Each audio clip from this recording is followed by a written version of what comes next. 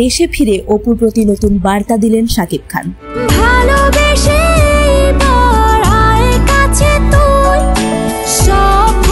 3 মাস যুক্তরাষ্ট্রে বুবলির সঙ্গে কাটিয়ে দেশে ফেরার পর শাকিব খান আবারও আলোচনার কেন্দ্রে। তবে এবার আর সিনেমা নয়, আলোচনার বিষয়ে তার সাবেক স্ত্রী অপু বিশ্বাসকে ঘিরে দেওয়া বক্তব্য। শাকিব বলেন, আমি কখনোই অপুর অস্তিত্ব অস্বীকার করিনি। আমাদের সম্পর্ক যেমনই হোক না কেন, অপু আমার সন্তানের মা, তাকে সম্মান দেওয়া আমার দায়িত্ব। তিনি যোগ করেন, সময় আমাকে শিখিয়েছে সম্পর্ক মানে শুধু ভালোবাসা নয়, এতে সম্মান, সহনশীলতা আর দায়িত্ব জরুরি।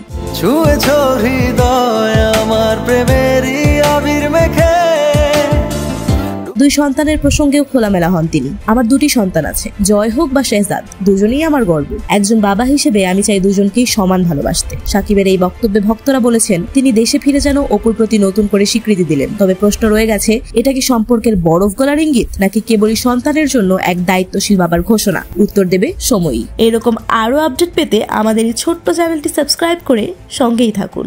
তোকে অনেক ভালোবাসি, বড় বেশি ভালোবাসি তোকে অনেক।